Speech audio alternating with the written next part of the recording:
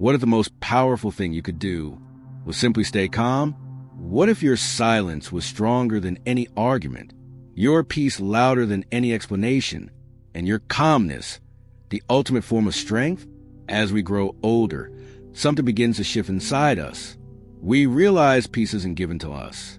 It's earned, and more importantly, it's protected. In our younger years, we spent endless time explaining ourselves, proving ourselves, trying to fix what others thought of us. But one day, you wake up and see the truth. Not every question deserves an answer. Not every problem deserves your energy. That's the day you stop being reactive and start becoming unbothered. Not cold, not distant, but wise. Because calm detachment is not weakness, it's wisdom. It's the quiet power that says, I choose peace over drama. I choose calm over chaos. I choose me. Stay with me till the end of this video, because today we're going to explore the art of becoming untouchable through peace and how to protect your serenity in a noisy, intrusive world. And trust me, by the end, you'll look at silence, boundaries, and emotional calm in a way you never have before. If you ever felt tired of being misunderstood or drained by others, hit that like button and subscribe right now, and let's reclaim your peace together. Part 1. Peace is a new strength. Let's start with the truth that every wise soul eventually learns. Peace doesn't mean nothing happens. It means nothing disturbs you when it does. In your 60s, 70s, and beyond, you realize you've already proven yourself 1,000 times over. You've worked hard, loved deeply, raised families, survived losses. Now, your greatest mission isn't to impress the world. It's to protect your peace. I've met so many seniors, kind, warm, loving people who still struggle with this idea. They think being unbothered means being distant. But it's not about shutting people out. It's about letting go of emotional noise. You've already given decades of your life explaining, fixing, and pleasing. Now it's time to give something to yourself. Quiet inner freedom. Because when you stop explaining your every choice, you start hearing your own heart again. That is the beginning of emotional peace. Comment below if you've reached that stage where silence feels more powerful than words. Part 2. The first boundary. Guarding your privacy. Let's begin with the first kind of question that tests your peace. The ones that invade your privacy. You know the type. How much do you make? What's your pension? Did you save enough for retirement? Sometimes it's asked casually, but make no mistake, it's intrusive. I once heard a story about a retired postman named Harold. He was friendly, trusting, and proud of how he managed his savings. At a neighborhood barbecue, someone asked him about his pension. Harold, being open, shared details of his finances.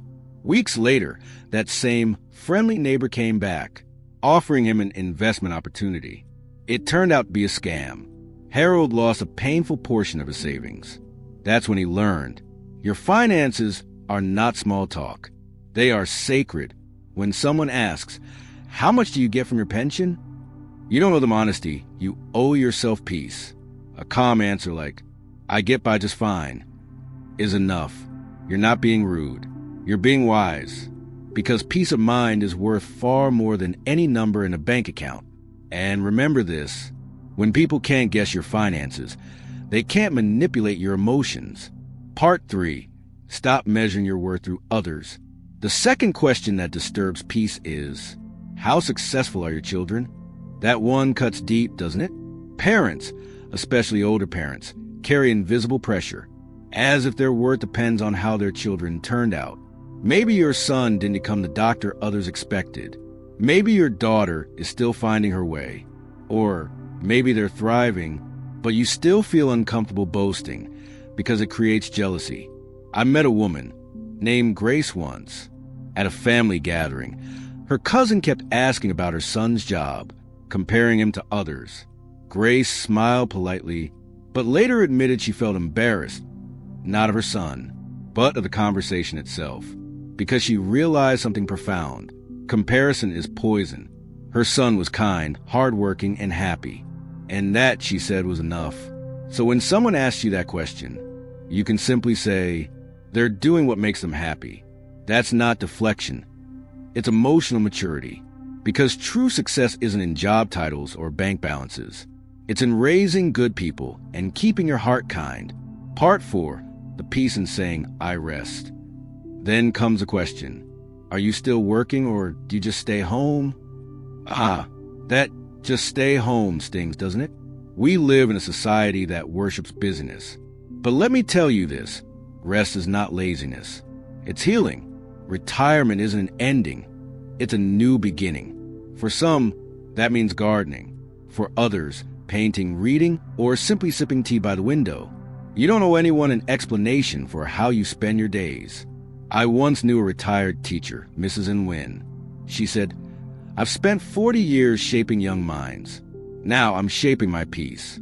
That's what real freedom sounds like. You don't defend your choices. You live them. You've earned the right to choose serenity over productivity. If you believe peace is a new form of success, hit that subscribe button and join our circle of calm thinkers. Part 5, the drama traps to avoid. Next are questions that don't just disturb peace. They drag you into drama. Like, what do you think of your son's partner? Or, did you hear what happened to your neighbor? These are traps disguised as conversation. Mr. Collins, an older father I once met, learned this the hard way. He casually said he wasn't sure about his daughter's boyfriend. A week later, that comment reached her, and they didn't speak for months. His lesson? Stay neutral. Say, they seem happy, or I trust their choices. That's it. Nothing more. Because opinions spread faster than wildfire, but peace spreads slower than truth. And then there's gossip, the most subtle peace thief of all. You might think it's harmless chit-chat, but each word of gossip is like dust settling on your soul. It clouds your joy, dulls your compassion, and drains your spirit. One woman told me she used to leave her tea circle feeling tired, not refreshed, because the conversation was all complaints, rumors, and negativity. So she started quietly excusing herself. Within weeks, her mood lifted, her sleep improved, her mornings felt light again. That's what happens when you stop feeding the noise. Peace returns home. Remember this, peace grows where silence lives. Part 6, when helping becomes a burden. Here's another one that quietly steals peace. Can you help me with this? For most of your life, you've been the helper, the giver, but wisdom teaches that even kindness has limits. Tom, a retired mechanic I knew, hurt his back moving furniture for a friend. He didn't want to say no. He ended up in bed for weeks. After that, he told me something I'll never forget. Sometimes the kindest word you can say is no, because protecting your health is also an act of love. For yourself and for those who truly depend on you. You're not letting others down when you rest. You're preventing future pain. For everyone. Say, I wish I could, but I'm not sure I can manage that safely. That's grace and wisdom in one sentence. Part 7, questions that drain energy. Now we move into the most overlooked category. Questions that quietly drain your energy. Why don't you come out more? Why don't you join social media? Why don't you post more often? We live in a world that glorifies noise. But your peace doesn't need an audience. A woman named Helen used to attend every community event. After a while, she felt exhausted, so she decided to attend only the gatherings that truly mattered to her. Her joy returned. Her laughter became real again. That's maturity. Choosing depth over display. As for social media, many seniors join to stay connected, but end up overwhelmed by arguments, memes, and endless messages. It's okay to disconnect. It's okay to say, I'll reply when I can. Peace doesn't need Wi-Fi. And when someone asks, what's your opinion on this political issue? Just smile and say, I can see both sides. That's not avoidance. It's emotional intelligence. You don't need to win debates when your soul already feels at peace. Part 8, the wisdom of emotional minimalism. Being unbothered doesn't mean not caring. It means caring intentionally. I call it emotional minimalism. Just like you declutter your home, you must declutter your heart. Remove the noise, the guilt, the endless need to explain. Keep only what nourishes your spirit. Science even supports this. Chronic stress weakens immunity. raises blood pressure, and disrupts sleep. But emotional calm does the opposite. It heals. You literally live longer when you choose calmness over chaos. Ask yourself each morning, does this bring me peace or pressure? If it's pressure, step away. If it's peace, lean in. That one habit can change your entire life. Part 9, the untouchable peace. Let's end with the ultimate truth. You don't owe the world your explanations. You owe yourself your serenity. Being unbothered isn't about shutting people out. It's about choosing calm when chaos calls your name. Some may misunderstand your quietness. They'll say you become distant. But they won't understand you simply become free. Because real freedom isn't doing what you want. It's no longer being disturbed by what doesn't matter. So, when the world asks too many questions, smile, let the noise pass through you, and keep your peace. Because once peace is protected, it becomes power. And that, my friend, is how you become untouchable. If this message touched your heart, type peace in the comments and share this video with someone who needs calm today.